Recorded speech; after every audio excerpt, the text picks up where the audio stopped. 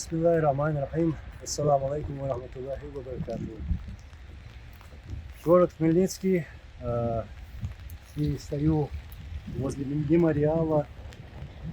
Эта улица названа в честь нашего первого президента Чеченской Республики Ичкерия Джохара Дудаева.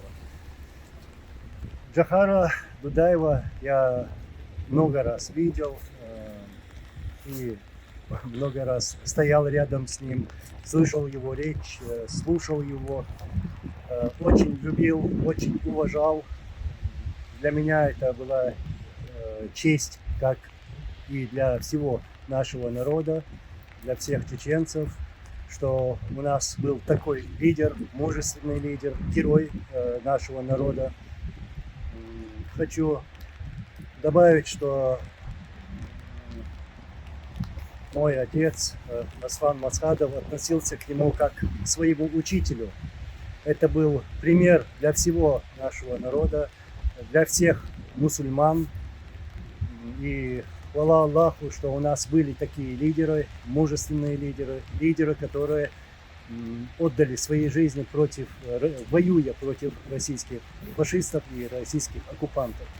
Пусть Аллах примет их газават, пусть Аллах помилует их, а также других наших героев, братьев и сестер. И скажу, что сегодня такая дата, 21 апреля, когда Джохар Дудаев, наш первый президент, был убит российскими фашистами, был убит на территории Чеченской Республики Ичкерия во время античеченской войны, когда Россия вторглась на нашу территорию и убивала наших братьев и сестер.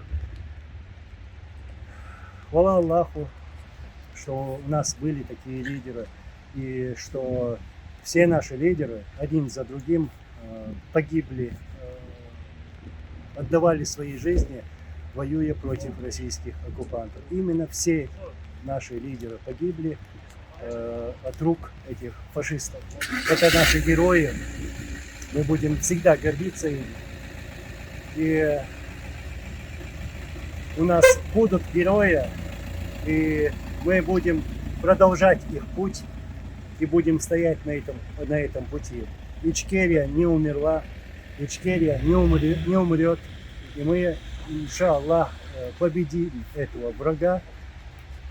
И получается, что так мы сегодня с нашими братьями по оружию, украинцами, сегодня противостоим против этих фашистов, против тех фашистов, которые убивали когда-то чеченцев и сегодня со всей жестокостью убивают украинцев. Мы обязательно победим.